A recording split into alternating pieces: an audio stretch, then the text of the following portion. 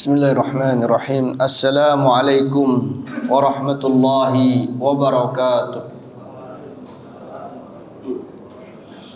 Alhamdulillah hamdan katsiran tayyiban mubarakan fih kama yuhibbu rabbuna wa yarda. Ashhadu an la ilaha illallah wahdahu la syarika lah wa ashhadu anna Muhammadan abduhu wa rasuluh. Allahumma salli wa sallim wa barik ala Muhammad wa ala alihi wa sahbihi ajma'in. Rabbi shrah li sadri wa yassir li amri wahlul 'uqdatam min lisani yafqahu qawli, amma ba'du. Ikhwati wa akhwati rahimakumullah jami'an. Alhamdulillah, di subuh hari ini Allah limpahan karunia kepada kita, karunia iman Islam dan berada di atas sunnah Rasulullah sallallahu alaihi wasallam yang mulia ini. Salawat dan salam tercurahkan kepada uswah teladan kita baginda Rasulullah sallallahu alaihi wasallam, beliau, para keluarga beliau, para sahabat beliau dan orang-orang yang senantiasa berada di atas sunnah beliau ila yaumiddin, sampai hari agama kelak. Ikhwati azakumullah, kita lanjutkan pembahasan kita di masalah hal-hal yang wajib dilakukan seseorang di dalam salat. Kalau tidak salah, kita di pertemuan lalu sampai kepada poin yang hari ini masuk ke poin yang ketujuh kalau tidak salah ya. Benar? Takmin terakhir. Taib, berarti kita masuk kepada takbiratul intiqal wa qawlu sami'allahu liman hamidah wa qawlu rabbana lakal hamdu. Ini adalah kewajiban poin keempat, kelima dan keenam. Itu ada 3 perbuatan. Yang pertama takbiratul intiqal. Ya, takbiratul intiqal, ucapan takbir ketika berpindah dari satu rukun ke rukun yang lain. Ya. Kemudian ucapan sami Allahu liman hamidah, ini ucapan ketika berdiri dari ruku menuju i'tidal. Ya. Kemudian ucapan Rabbana lakal hamdu, ini ketika i'tidal, ketika posisi i'tidal. Maka ucapan-ucapan ini khati azakumullah adalah perkara yang merupakan kewajiban, ya, karena ada beberapa hadis-hadis yang memerintahkan demikian. Di antaranya adalah sabda Rasulullah sallallahu alaihi wasallam, wa idza kabbara fakabbiru. Apabila imam itu bertakbir, fakabbiru, maka bertakbirlah kalian. Maka di sini Rasulullah SAW memerintahkan fakabbiru, maka bertakbirlah kalian. Jadi siapa yang diperintah di sini? Makmum. Ya, idza kabbara fakabbiru. Apabila imam bertakbir, maka bertakbirlah kalian. Kalau makmum diperintah, imam diperintah tidak? Diperintah. Ya, sebab kaitan makmum diperintah bertakbir karena imam wajib bertakbir. Ya, berarti dua-duanya, imam maupun makmum diperintah di sini, ya, diperintah. Maka maksudnya di sini adalah makmum mengikuti takbir imam. Jadi makmum mengucapkan takbir setelah imam mengucapkan takbir. Namun takbirnya makmum sir, dibaca sir. Dan takbir yang dimaksud sebagaimana sudah sering kita ulang adalah ucapan Allahu Akbar, bukan mengangkat tangannya. Adapun mengangkat tangannya sunnah, ya. Adapun kewajibannya adalah bertakbir, mengucapkan Allahu Akbar. Ini yang menjadi kewajiban. Kemudian Rasulullah SAW mengatakan, wa idza qala apabila imam mengucapkan sami Allahu liman hamidah, faqulu, maka ucapkan oleh kalian, Allahumma rabbana lakal hamdu. Allahumma rabbana lakal hamdu. Jadi kalau imam sudah bangkit dari ruku lalu mengucapkan sami Allahu liman hamidah, maka ucapkanlah Allahumma rabbana lakal hamdu. Perkara ini ikhwati jazakumullah, pertama tadi dengan perintah Rasulullah sallallahu alaihi wasallam. Jadi Rasulullah SAW mengatakan faqulu, ucapkan oleh kalian. Ini perintah. Ya. Adakah yang memalingkan perintah ini menjadi sunnah? Maka ditemukan di dalam setiap salatnya Rasulullah SAW, tidak satupun Rasulullah SAW tidak bertakbir ketika beliau berpindah dari satu rukun ke rukun yang lain. Begitu banyak hadis-hadis Rasulullah SAW yang menjelaskan tentang salat, tidak ada satupun riwayat yang menyebutkan Rasulullah SAW tidak bertakbir.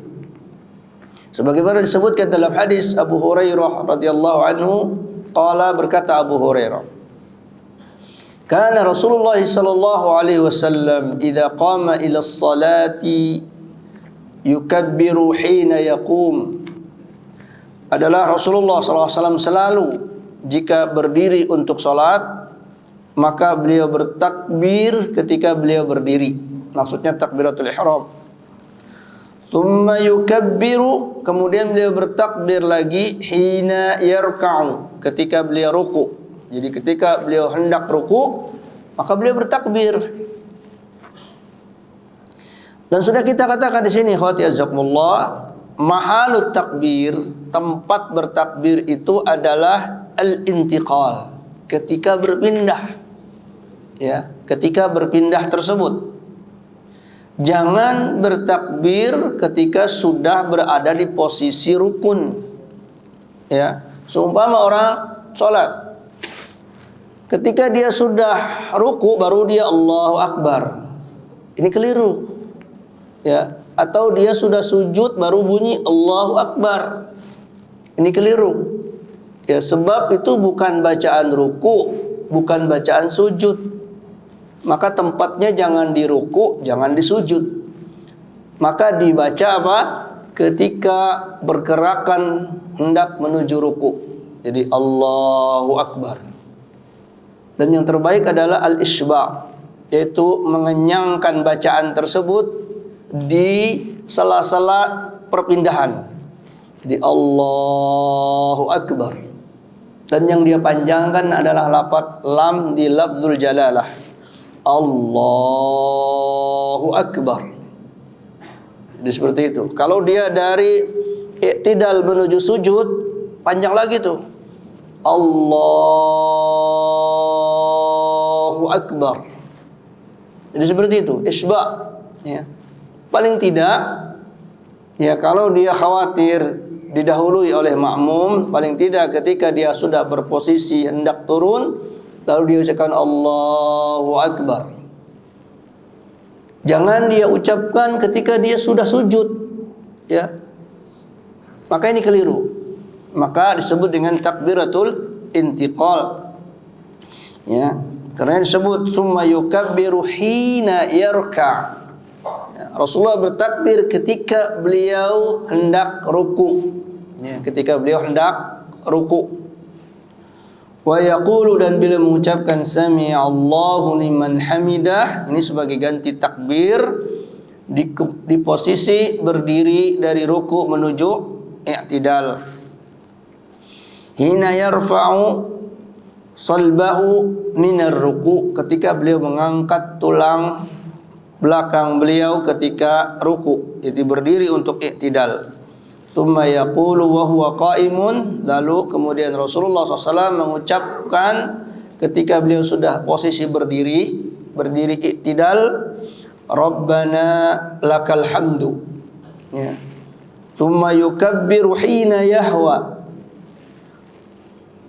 yahwi, ya. Kemudian beliau bertakbir ketika beliau sudah turun, jadi turun menuju sujud. Tsumma yukabbiru hina yarfa'u ra'sahu. Kemudian beliau bertakbir lagi ketika beliau mengangkat kepala beliau dari sujud untuk duduk di antara dua sujud.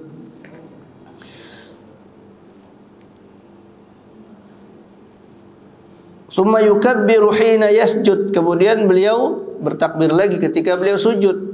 Tsumma yukabbiru hina yarfa'u ra'sahu. Kemudian beliau bertakbir lagi ketika beliau mengangkat kepala beliau dari sujud yang kedua menuju rakaat berikutnya. Ya. Tsumma yaf'alu dzalika fis salati kulliha hatta yaqdiyaha. Maka beliau melakukan semua itu di setiap rakaat salat beliau sampai beliau selesai salat. Ya. Wa yukabbiru hina yaqumu minas nataini ba'dal julus. Kemudian beliau bertakbir ketika beliau berdiri dari duduk tasyahud. Maksudnya bertakbir di sini disertai dengan mengangkat tangan. Jadi kalau sudah selesai dari rakaat kedua, beliau tasyahud awal, lalu kemudian beliau berdiri bertakbir sambil mengangkat tangan. Ini rakaat yang kedua menuju rakaat yang ketiga. Wa nahwuhu fil hadis Abu Humaid As-Sa'idi, dan juga serupa dengan hadisnya Abu Hurairah juga dituturkan oleh Abu Humaid As-Sa'idi. Ya. Nah, ini perbuatan Rasulullah. Ya. Lalu apa? Lalu ada perintah, "Shallu kama ra'aitumuni usalli." Salatlah kalian sebagaimana kalian melihat aku salat. Dan itu tadi perbuatan Rasulullah SAW yang diriwayatkan. Lalu ada perintah. Nah, perintah untuk mengikuti salat Rasulullah inilah apa yang digambarkan oleh Abu Hurairah, oleh Abu Humaid As-Sa'idi ini menjadi kewajiban bagi kita untuk mengikutinya. Karena Allah Ta'ala berfirman, "Ati'ullaha wa ati'ur rasul." Taatilah Allah, taatilah Rasul. Ya, Rasulullah mencontohkan salat. Ya, selesai beliau mencontohkan salat, beliau mengatakan, "Shallu, salatlah kalian. Wahai kaum muslimin, ya, kama ra'aitumuni usalli, sebagaimana kalian melihat aku salat." Ya, maka itu berarti perintah dari semua apa yang diriwayatkan kepada kita tentang salatnya Rasulullah sallallahu alaihi wasallam. Ya, begitu pula hadis yang masyhur tentang pengajaran Rasulullah pada salat yang dianggap tidak sah, yaitu salat musii'us salat, orang yang buruk salatnya. Itu salatnya tidak sah. 2 kali dia kerjakan salat tidak sah. Bahkan di riwayat yang lain 3 kali dia salat tidak sah, disuruh ulang. Berarti apa? Berarti pengajaran setelah itu adalah menunjukkan tentang bagaimana supaya salat kamu sah. Ya, maka disebutkan dalam hadis Rifa'ah bin Rafi' bahwa Rasulullah sallallahu alaihi wasallam ya summa yaqulu, kemudian beliau berkata, "Allahu akbar." Ucapkanlah Allahu akbar. Summa yarka', kemudian beliau ruku hatta tatma'inna mafasiluhu, sampai tenang persendian beliau. Summa yaqulu sami'allahu liman hamidah, kemudian beliau mengucapkan sami'allahu liman hamidah, dan seterusnya. Ya, hadis ini serupa dengan hadis Abu Hurairah dan Abu Humaid As-Sa'idi tadi. Berarti tidak pernah Rasulullah tinggalkan. Tidak ada perselisihan atau perbedaan antara apa yang diriwayatkan oleh Abu Hurairah, oleh Abu Humaid dan Rifa'ah ini. Ya. Berarti ini menunjukkan apa? Muwadhabah. Terus menerusnya Rasulullah SAW melakukan demikian. Yang berikutnya, ikhwati azakumullah, di antara dalil tentang kewajibannya ini adalah bahwa ini adalah syiarul intiqal. Syiarul intiqal, yaitu cara untuk memberitahu perpindahan. Jadi ucapan takbir itu ya merupakan cara bagi imam untuk memberikan isyarat bahwa akan ada perpindahan dari satu rukun ke rukun yang lain. Sehingga kalau tidak ada ucapan takbir ini, maka sulit bagi makmum, ya mungkin di antara mereka ada yang lalai, ya ada yang menutup mata, ada yang ngantuk, ya sehingga ketika perpindahan itu sunyi senyap, ya bisa jadi ada yang terlewat, ya maka imam wajib mengencangkan suaranya untuk diketahui perpindahan tersebut. Maka ini ikhwati jazakumullah merupakan perkara wajib di dalam sholat, baik bagi orang yang sholat sendirian, sholat berimaman, atau dia menjadi imam, yang menurut pendapat yang sahih, ya di pendapat para ulama, yaitu pendapatnya Al-Hanabilah. Adapun jumhur ulama mengatakan ini sunnah, ya sunnah. Kemudian ikhwati jazakumullah, adapun sighatnya, ucapannya itu, ya ada 4, ya ada 4 sighah. Yang pertama, Rabbana wa lakal hamdu. Jadi ada wawunya, Rabbana wa lakal hamdu. Atau tanpa waw, ya Rabbana lakal hamdu. Rabbana lakal hamdu. Atau kita tambahkan Allahumma Rabbana wa lakal hamdu. Allahumma Rabbana lakal hamdu, ya. Itu 4 sighah di dalam ucapan bacaan ketika kita sudah i'tidal. Kemudian yang berikutnya ikhwati jazakumullah adalah ucapan tasbih birruku'i wassujud. Ya, ucapan tasbih birruku' wassujud adalah wajib, ya, wajib. Ya, di dalam ruku kita mengucapkan subhana rabbiyal azim. Di dalam sujud kita mengucapkan subhana rabbiyal a'la. Ya. Di dalam yang lain dikatakan ditambahkan subhana rabbiyal azim wa bihamdi. Subhana rabbiyal a'la wa bihamdi. Ini ucapan ketika ruku dan sujud. Dan ini berdasarkan hadis Uqbah bin Amir tentang kewajiban ini, yaitu ketika Rasulullah SAW mengucapkan lamma nazalat fasabbih bismi rabbikal azim, fasabbih bismi rabbikal azim, ketika turun ayat ini fasabbih bismi rabbikal azim, ini di surah apa? Al-Waqi'ah, ya, surah Al-Waqi'ah, fasabbih bismi rabbikal azim. Juga di dalam surah Al-Haqqah, ya, dalam surah Al-Haqqah, fasabbih bismi rabbikal azim. Ketika turun ayat itu, lalu Rasulullah SAW mengatakan ij'aluha fi ruku'ikum, jadikan perintah untuk bertasbih dengan mengucapkan subhana rabbiyal azim itu di dalam ruku kalian. Jadi perintah Allah apa? Fasabbih, bertasbihlah kalian bismi rabbikal azim, dengan nama Rabb engkau yang agung. Allah perintah itu. Lalu kata Rasulullah, jadikan perintah itu kalian laksanakan di dalam ruku, yaitu dengan mengucapkan apa? Subhana rabbiyal azim. Kita kenal, suruh bertasbih. Dan tasbih itu ya Allah adalah ucapan apa? Ucapan untuk mensucikan Allah dari hal-hal yang kita prasangka buruk terhadap Allah. Ada hal-hal yang menyimpang dari aturan-aturan Allah, kita mengucapkan apa? Subhanallah. Ya, karena disebutkan di dalam surah Al-Isra, Subhanalladzi asra bi'abdihi lailan minal masjidil haram ilal masjidil aqsa. Ya, maha suci Allah yang telah menjalankan seorang hambanya dari Masjidil Haram ke Masjidil Aqsa. Kenapa ayat ini turun? Karena tadinya orang-orang kufar menyaksikan itu.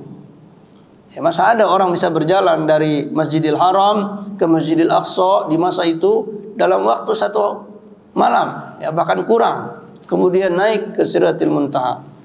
Maka mereka menyaksikannya. Gak benar itu, cerita bohong. Lalu turunlah ayat subhana alladzi asra bi abdihi. Ya. Dibantah oleh Allah, Maha suci Allah dari tuduhan kalian. Dialah Allah yang menjalankan hambanya dari Masjidil Haram ke Masjidil Aqsa. Juga kita sebutkan ketika Nabiullah Isa alaihissalam ya ditanya oleh Allah, apakah engkau menjadikan dirimu dan ibumu ilahaini min duni, ya, menjadi dua Tuhan selainku? Maka Nabi Isa alaihissalam mengatakan apa? Subhanaka ma yaqulu ma laysa li bihaq.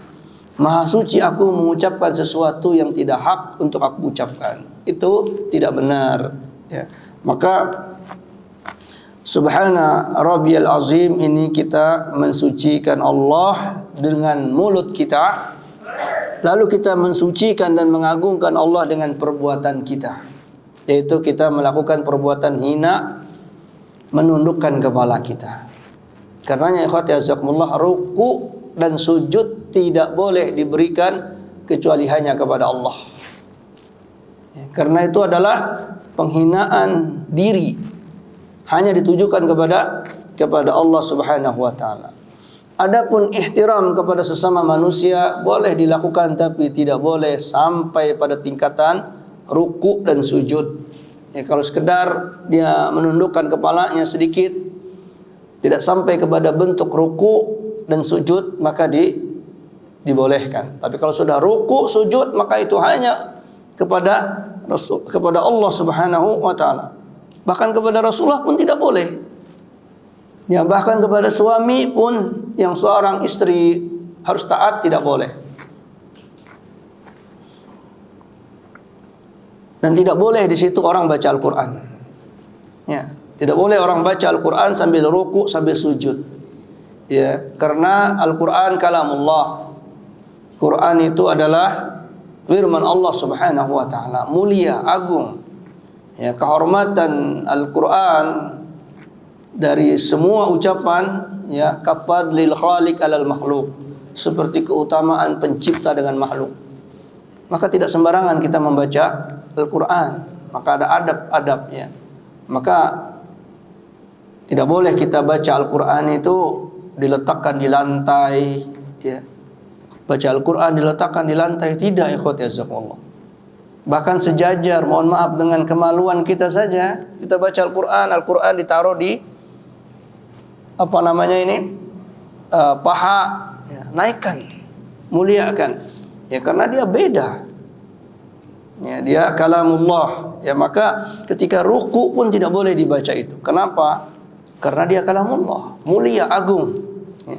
Adapun ketika kita ruku, sujud, kita sedang memuliakan Allah, mengagungkan Allah Subhanahu wa taala. Kemudian kata Uqbah bin Amir, falamma nazalat sabbihisma rabbikal a'la, ketika turun ayat sabbihisma rabbikal a'la, yaitu surah Al-A'la, maka Rasulullah mengatakan ij'aluha fi sujudikum, jadikan itu di dalam sujud kalian. Maka kita membaca subhana rabbiyal a'la di dalam sujud. Maka kata para ulama, di sini ada dua perintah. Pertama, perintah Allah, karena Allah mengatakan fasabbih bismi rabbikal azim. Juga Allah perintah sabbihisma rabbikal a'la. Ini perintah, sabbih, fasabbih. Lalu apa? Diperintahkan lagi oleh Rasul, ij'aluha, jadikan oleh kalian. Berarti dua perintah di sini. Perintah dari Allah, perintah dari Rasul. Mana ada kewajiban yang lebih agung ketika bergabung dua perintah ini? Perintah Allah, perintah Rasul. Ya.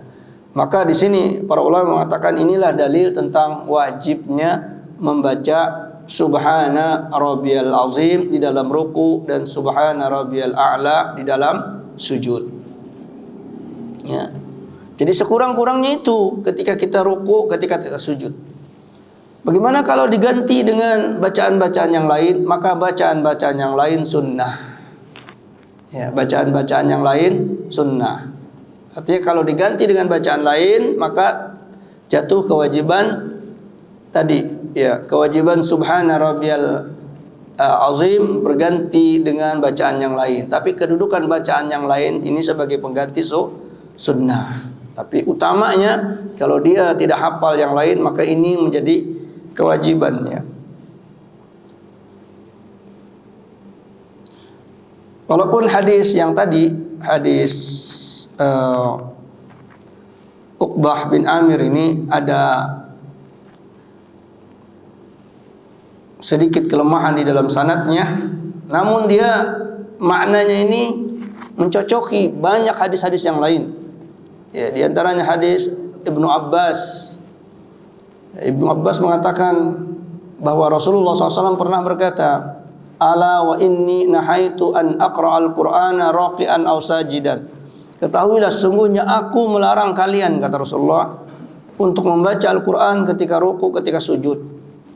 Fa amma ruku fa azimu fihi Rabb azza wa jalla. Maka di dalam ruku agungkanlah Allah Subhanahu wa taala. Maka di sini bacaannya subhana rabbiyal azim. Wa amma sujudu wajtahidu fid du'a. Adapun di dalam sujud bersungguh-sungguhlah kalian di dalam doa, berdoa di dalam sujud, ya. Fakaminun an yustajaba lakum, maka betapa banyak akan dikabulkan bagi kalian doa di dalam keadaan sujud, ya.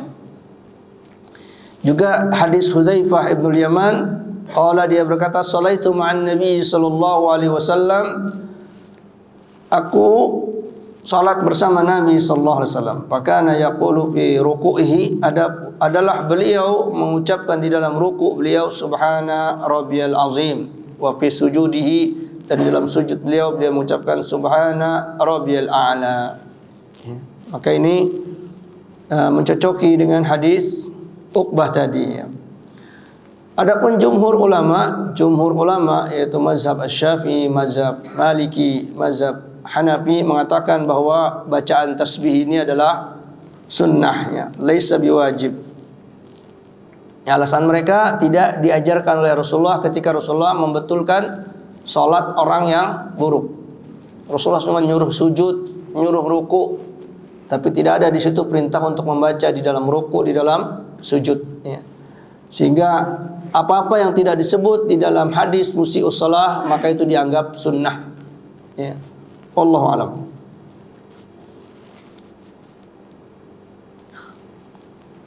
Kemudian berikutnya ya ikhwati jazakumullah, yang ke-9, yang ke-8, yang ke-7 adalah at-tasahhudul awsat wal julusul lahu.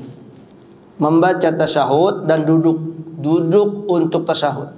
Di tasyahud al-awsat, di tasyahud yang pertama, yaitu hukumnya wajib. Hukumnya wajib. Menurut apa? Sebagian para ulama. Jumhur ulama mengatakan sunnah, ya, mengatakan sunnah. Kenapa? Karena mereka mengatakan tahiyat awal ini kalau seandainya terlupa bisa digantikan dengan sujud sahwi, ya, bisa digantikan dengan sujud sahwi. Seandainya dia wajib tidak bisa diganti, harus diulang salat. Maka mereka mengatakan sunnah. Adapun ulama yang mengatakan wajib, bahwa perkara wajib beda dengan rukun. Adapun rukun itu kalau ditinggalkan batal sholat. Tidak ada cara lain kecuali apa? Balik lagi, mengulangi sholat ketika rukun tertinggal. Adapun wajib itu maksudnya apabila tertinggal karena lalai, lupa, maka tidak batal sholat, ya, tidak batal sholat. Adapun penggantiannya dengan sujud sahwi itu adalah mengganti pahalanya, mengganti pahala dari kewajiban yang ketinggal tadi supaya tetap ada, ya. Namun ada orang kalau meninggalkan kewajiban ini muta'ammidan, dia sengaja, maka batal sholatnya, ya. Seumpama ada orang sholat maghrib, kemudian dia tidak tasawuf awal. Setiap dia sholat maghrib dia tidak tasawuf awal. Kira-kira sholat maghribnya sah atau tidak? Tidak sah, ya, tidak sah, karena dia menyengaja. Berarti apa? Tasawuf awal itu wajib, ya, wajib.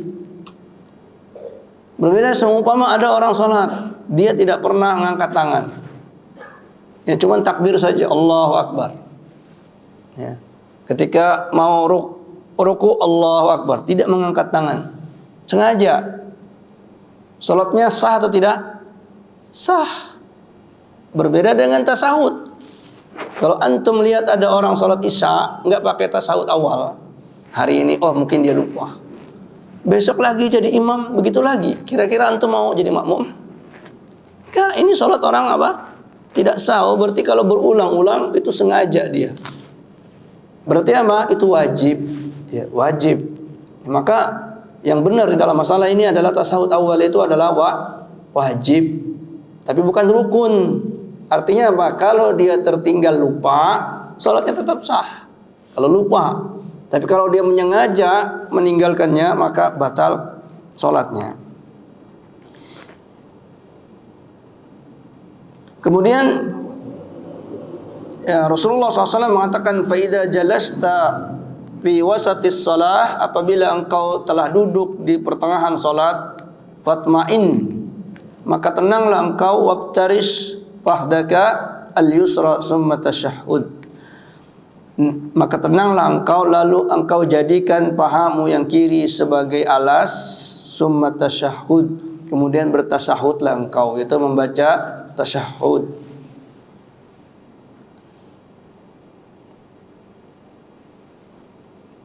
Nah ini beberapa perkara kewajiban. Ya, adapun tasyahud akhir ini adalah rukun. Ya, tasyahud akhir adalah rukun salat. Jadi setiap orang yang berada di rakaat terakhir maka dia bertasyahud. Walaupun dia misalnya sudah bertasyahud akhir bersama imam, umpama dia masbuk, dia sudah bertasyahud akhir bersama imam, tapi dia berdiri lagi, maka ketika dia ingin mengakhiri sholatnya tetap dia bertasyahud akhir. Maka tasyahud akhir adalah rukun sholat, ya. Berbeda dengan tasyahud awal, itu adalah kewajiban sholat, dan semuanya dibaca israr, dibaca dengan pelan, ya.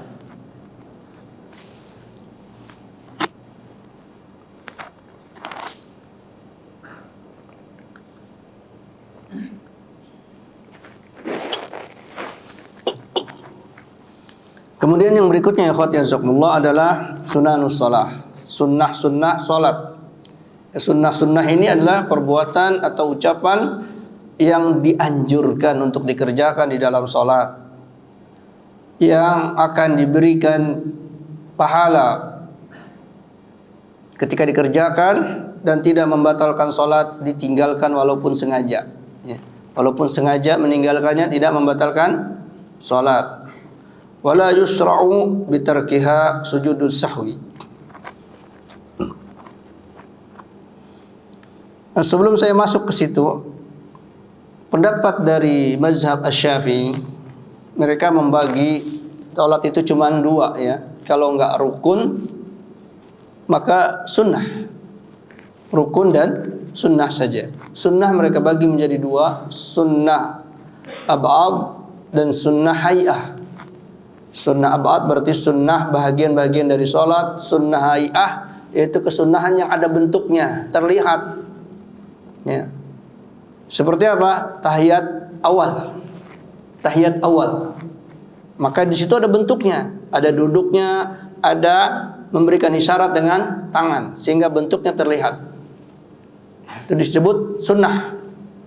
Atau dalam hal ini kunut subuh. Kunut subuh di dalam mazhab Asy-Syafi'i di sebagian mereka menyebut itu adalah sunnah hay'ah, ya, karena bentuknya terlihat, yaitu orang mengangkat tangan setelah i'tidal, ya. Di waktu i'tidal mereka mengangkat tangan. Kenapa mereka membagi sunnah itu menjadi dua bagian tadi? Memang tidak ada di dalam hadis-hadis Rasulullah, cuman diperhatikan, ya. Maka timbullah kaidah ini, kaidah sunnah al-ab'ad dan sunnah hay'ah. Sunnah ab'ad yaitu sunnah yang enggak kelihatan. Ya seperti apa? Kita membaca tasbih di dalam ruku, di dalam sujud.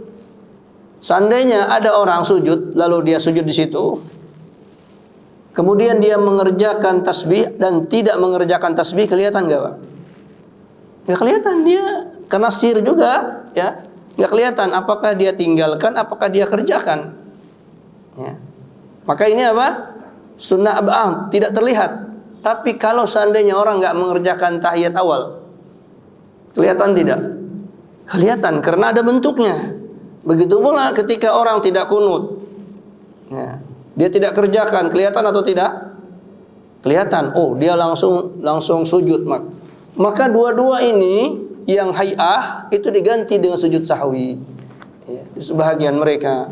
Ya, sehingga ketika orang ketinggalan kunut subuh juga di dalam sebahagian mazhab Syafi'i diganti dengan sujud sahwi. Ya.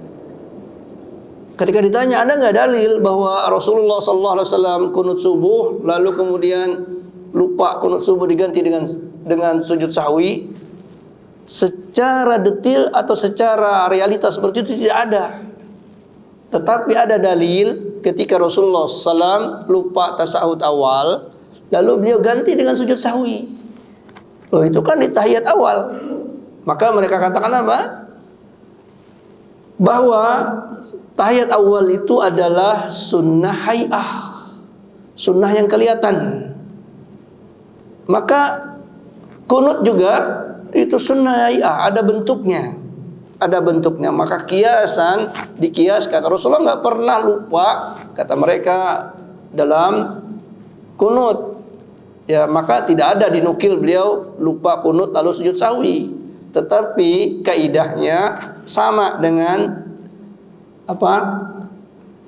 Tahiyat awal. Ya, ketika pernah Rasulullah SAW lupa tahiyat awal, lalu beliau mengganti dengan sujud sahwi. Begitu pula kunutnya. Ini karena dalam mazhab Asy-Syafi'i Imam Asy-Syafi'i membenarkan hadis qanata Rasulullah sallallahu alaihi wasallam al-qunut fi subhi hatta faraqad dunya. Qanata Rasulullah sallallahu fi subhi hatta faraqad dunya. Hadis Al-Imam Al-Baihaqi, ini disahihkan oleh Al-Imam Asy-Syafi'i. Walaupun dalam pandangan jumhur ulama hadis ini dhaif, ya.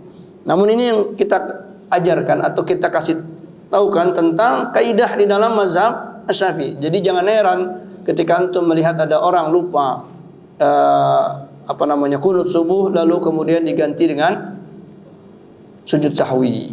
Itu alasannya.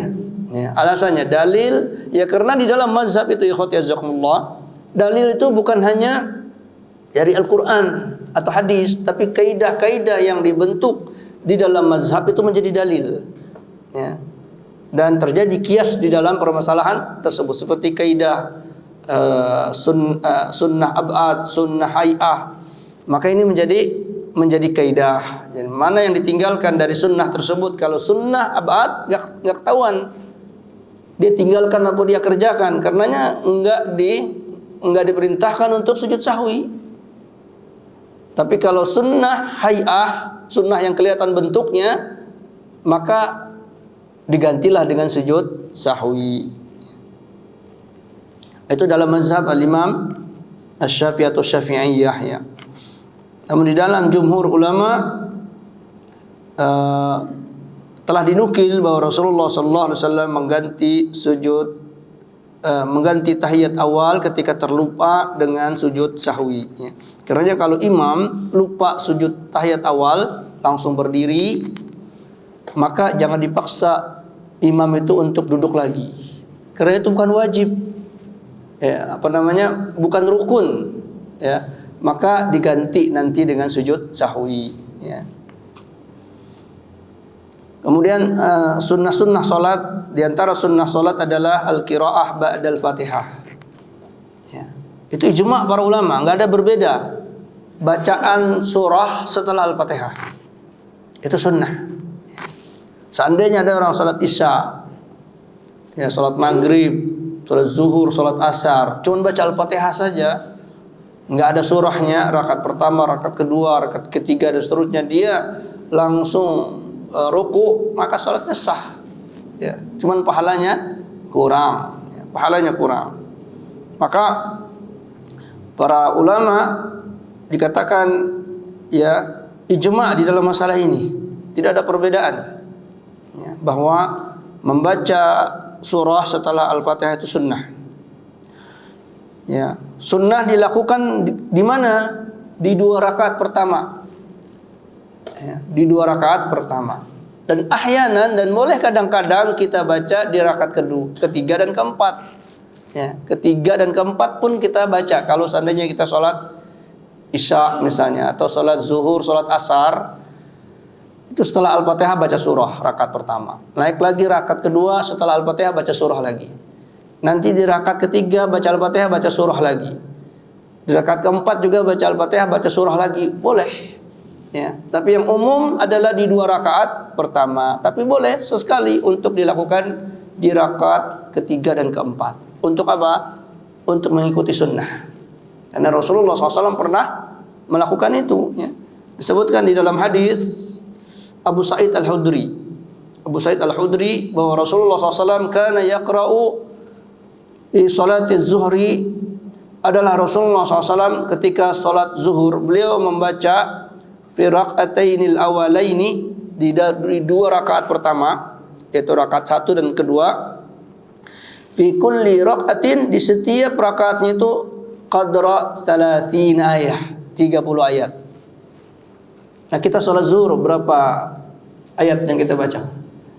Kalau enggak kulhu, kalau beri falak, ya sekitar itu. Ya, padahal Rasulullah salat zuhur baca berapa?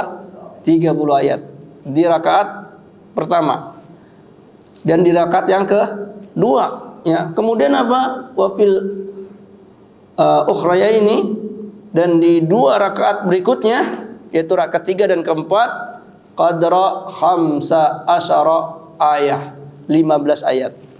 Ya. Itu enggak kebayang tuh lamanya salat zuhur ya. Rakaat pertama 30, rakaat kedua 30, rakaat ketiga 15, rakaat keempat 15. Ya. Ahyanan, kadang-kadang. Ya, karena biasa Rasulullah SAW membaca di sholat zuhur atau di sholat asar al-mutaffifin, al-buruj, ya.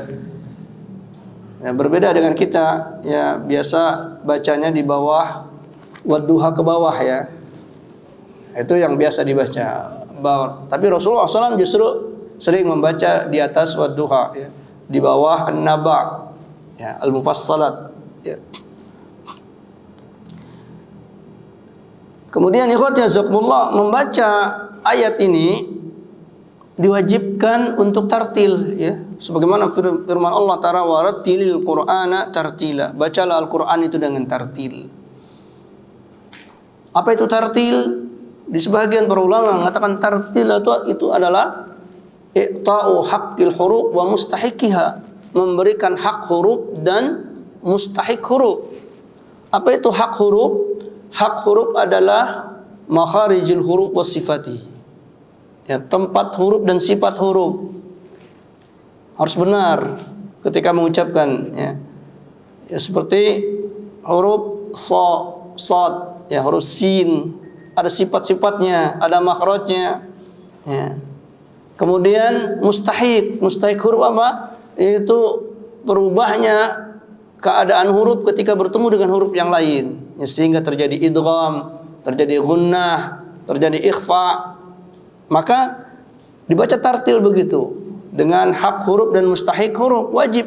Warattilil Qur'ana tartila. Beda dengan kita baca teks-teks lain, hadis misalnya, itu nggak perlu tartil. Tapi kalau baca Al-Quran, maka kita baca dengan tartil di dalam sholat. Ya, sehingga seseorang yang membaca Al-Quran dengan sengaja, ya, dia bisa dengan tajwid, kemudian dia sembrono sengaja, maka dia berdosa di sini, ya, berdosa. Ya, tapi kalau dia tidak bisa, maka dia membacanya semampunya, tapi wajib dia belajar tajwidnya, belajar tajwid.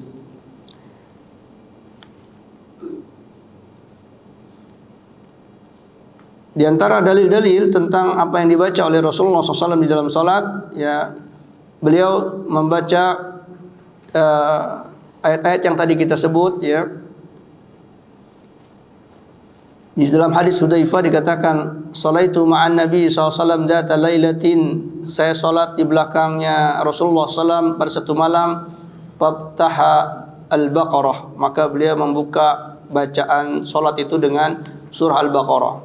Yaqra'u mutarassilan, beliau membacanya dengan mutarassilan. Mutarassilan artinya perlahan. Ya, tidak juga terlalu lambat, tidak juga terlalu cepat. Tartil. Ya. Kemudian beliau idza marra bi ayatin fiha tasbih, apabila beliau lewat kepada ayat yang ada tasbihnya di situ, sabbaha, beliau bertasbih. Ya. Apabila beliau lewat di satu ayat yang ada permintaan perlindungan, maka beliau meminta perlindungan, ya, meminta surga. Allahumma inni as'alukal jannah, Allahumma inni a'udzubika minan nar. Ya, kalau lewat dengan ayat-ayat yang berisi tentang perkara-perkara neraka, surga.